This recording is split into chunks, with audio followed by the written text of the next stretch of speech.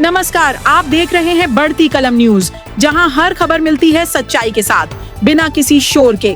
आज के इस बुलेटिन में हम लेकर आए हैं देश और दुनिया की 10 सबसे बड़ी और असरदार खबरें, जो न सिर्फ सुर्खियां हैं, बल्कि आने वाले समय की दिशा तय कर सकती हैं। तो चलिए शुरू करते हैं आज की सबसे अहम खबर से।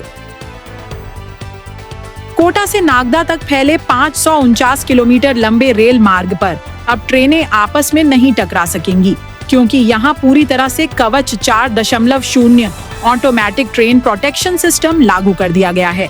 इस अत्याधुनिक प्रणाली के तहत 130 से अधिक कवच टावर और 1200 किलोमीटर ऑप्टिकल फाइबर नेटवर्क बिछाया गया है, जिस पर करीब 428 करोड़ रुपए खर्च हुए हैं।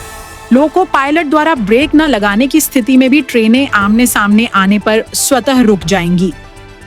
रेल मंत्री अश्विनी वैष्णव ने इस प्रणाली का सफल ट्रायल पिछले साल सवाई माधोपुर इंद्रगढ़ सुमेरगंज मंडी रेलखंड पर किया था।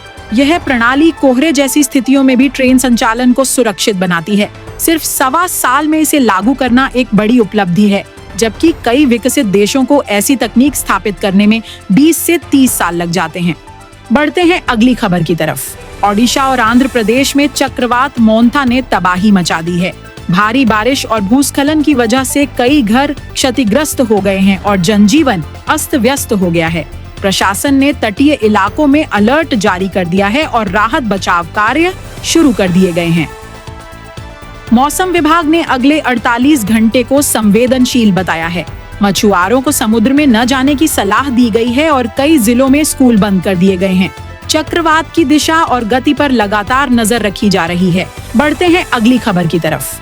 प्रदूषण से जूझ रही दिल्ली में 53 साल बाद क्लाउड सीडिंग की गई है। यह एक वैज्ञानिक प्रक्रिया है जिसमें कृत्रिम बारिश करवाई जाती है ताकि हवा में मौजूद प्रदूषक कण नीचे गिर जाएं और वायु गुणवत्ता सुधरे।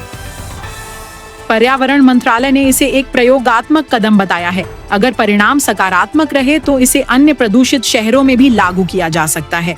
दिल्ली एनसीआर में लोगों को थोड़ी राहत मिलने की उम्मीद है। बढ़ते हैं अगली खबर की तरफ। भारत की राष्ट्रपति द्रौपदी मुर्मू जल्द ही राफेल लड़ाकू विमान में उड़ान भरने वाली हैं। अंबाला एयरफोर्स स्टेशन पर इसके लिए तैयारियां पूरी कर ली गई हैं।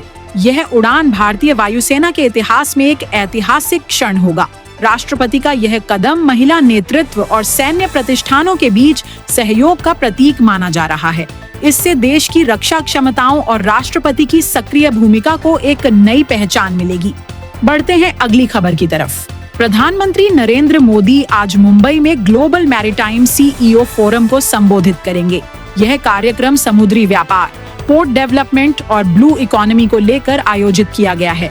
मोदी के भाषण में भारत की समुद्री शक्ति को बढ़ाने की रणनीति पर फोकस रहेगा।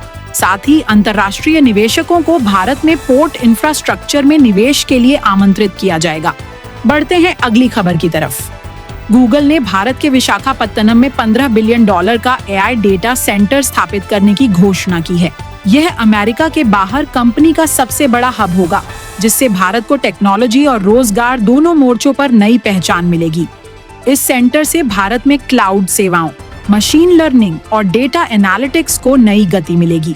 सरकार ने इसे डिजिटल इंडिया मिशन के लिए एक बड़ा कदम बताया। बढ़ते हैं अगली खबर की तरफ।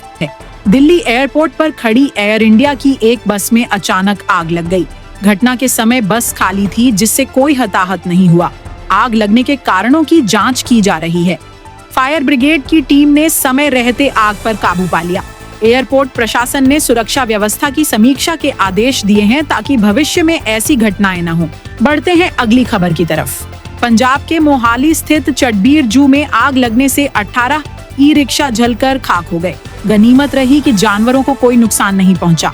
आग शॉर्ट सर्किट के कारण लगी बताई जा रही है। जू प्रशासन ने तत्काल राहत कार्य शुरू किया और आग को फैलने से रोक लिया। पर्यटकों की सुरक्षा को देखते हुए जू को कुछ घंटों के लिए बंद कर दिया गया। बढ़ते हैं अगली खबर की तरफ। टाटा ट्रस्ट्स के बोर्ड में पुनर्नियुक्ति को लेकर महली मिस्ट्री का बाहर होना लगभग तय माना जा रहा है। ट्रस्ट के भीतर मतभेद और विरोध के चलते यह बदलाव संभव है। बिजनेस जगत में इसे टाटा ग्रुप के भीतर एक अहम मोड़ माना जा रहा है। आने वाले दिनों में ट्रस्ट की संरचना और नेतृत्व में बड़े बदलाव देखने को मिल सकते हैं। बढ़ते हैं अगली खबर की तरफ। आज भारत और ऑस्ट्रेलिया के बीच एक अहम क्रिकेट मुकाबला खेला जाएगा। दोनों टीमें पूरी तैयारी के साथ मैदान में उतरेंगी और फैंस में उत्साह चरम पर है। यह मैच टूर्नामेंट की दिशा तय कर सकता है। कप्तानों की रणनीति, पिच की स्थिति और मौसम, सब कुछ इस मुकाबले को रोमांचक बनाने वाला है। तो दोस्तों, ये थी आज की टॉप 10 बड़ी खबरें, जो सिर्फ सुर्खियां नहीं बल्कि देश और दुनिया की दिशा तय करने वाली घटनाएं हैं। ऐसी ही विश्वसनीय और असरदार खबरों के लिए जुड़े रहिए बढ़ती कलम न्यूज के साथ, जहां हर खबर में है सच्चाई की बात बिना किसी शोर के। मिलते हैं अगले बुलेटिन में।